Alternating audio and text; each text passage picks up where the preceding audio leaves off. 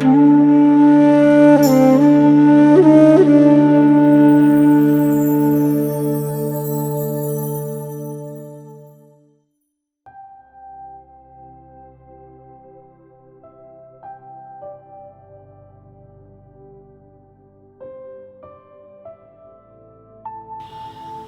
काली जय महादेव।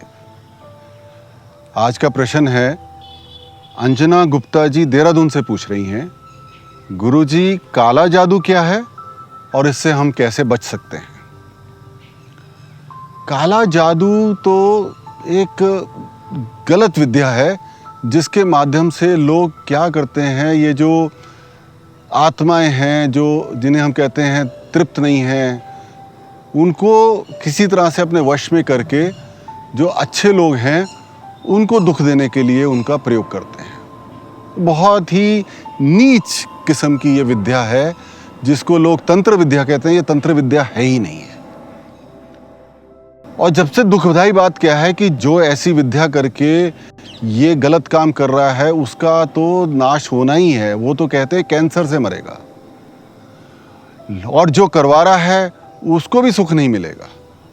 लेकिन जो दुख की बात बस ये है कि जिस बेचारे पे किया गया है, जो हमारे आपके जैसा शरीफ व्यक्ति है, उसका भी जीवन खराब हो जाता है।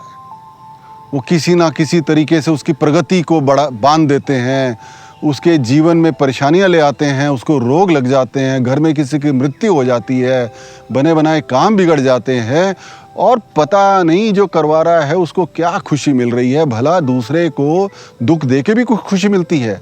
ये तो सारी असुरीय शक्तियां हैं, ये तो सारी राक्षसी शक्तियां हैं जिनका आनंद इसी में है कि जो देवता लोग हैं, जो अच्छे लोग हैं, जो इंसान हैं, उनको परेशान किया जाए। तो सबसे ज़रूरी बात ये है कि हम इनसे कैसे बचें। कई लोग मुझसे आके बोलते हैं कि अगर हम पे काला जादू किया तो किसने किया है। मैंने कहा ये जान के क्या करना, मुझे तो खैर पता ही नहीं चलता।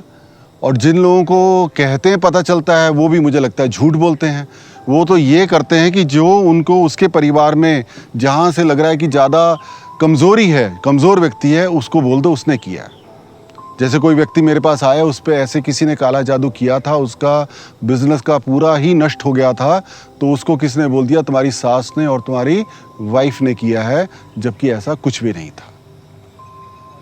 तो हमें करना क्या है, हम सबसे पहले क्या करें, वो जो साधना है शिव काली बोध की उसका पालन करके, उसके बाद शिव काली बोध में एक यंत्र दिया जाता है, उसके माध्यम से वो जो काला जादू है हमारे भीतर से निकल जाता है। लेकिन वहाँ पे कहानी ख़त्म नहीं होती है, वो दोबारा आ सकता है। हम दोबारा से, क्योंकि हमारी एनर्जीज कमज़ोर हैं, वो दोबारा से हमारे पे आक्रमण हो सकता है। तो हमें क्या करना है, साधना के माध्यम से जो पद्धति है, जो शुद्धिकरण क्रियाएं हैं, वो जब हम करते रहेंगे तो हमारी जो दिव्य आभा है, जिसको ऑरा कहते हैं, वो बढ़ता जाएगा। एक नॉर्मल इंसान का ऑरा 3.5 मीटर होना चाहिए, और जबकि जो नॉर्मल लोग मेरे पास आते हैं उनका ऑरा 1-1.5 मीटर ही रह जाता है। तो जब साधना के माध्यम से हमारा ऑरा 3-3.5 मीटर हो जाएगा, और जो अच्छे से साधना करेंगे उनका 5-6 मीटर भी हो जाएगा, तो ये ऑरा हमारा एक तरह से चक्र है, हमारे को सुरक्षा प्रदान करता है। उससे वो जो नेगेटिव एनर्जी है, जो ब्लैक मैजिक है, उसका भेदन ही नहीं कर सकती। तो हम सुरक्षित हो जाते हैं, हमारे सारे कार्य अच्छे से हो जाते हैं, और कोई कुछ भी कर रहा है हमारे को नुकसान नहीं पहुंचा सकता। तो मेरा आप सबसे यही कहना है कि ये जो काली विद्या का लोग प्रयोग कर रहे हैं, इससे हम डरे नहीं। हमारे पास उसका पूरा सॉल्यूशन है। माँ काली की कृपा से, महादेव की कृपा से उसका प्रयोग करें, अच्छे से साधना करें, हम और हमारा परिवार पूरी तरह से सुरक्षित रह सकते हैं। आप सबको मेरा ओम काली।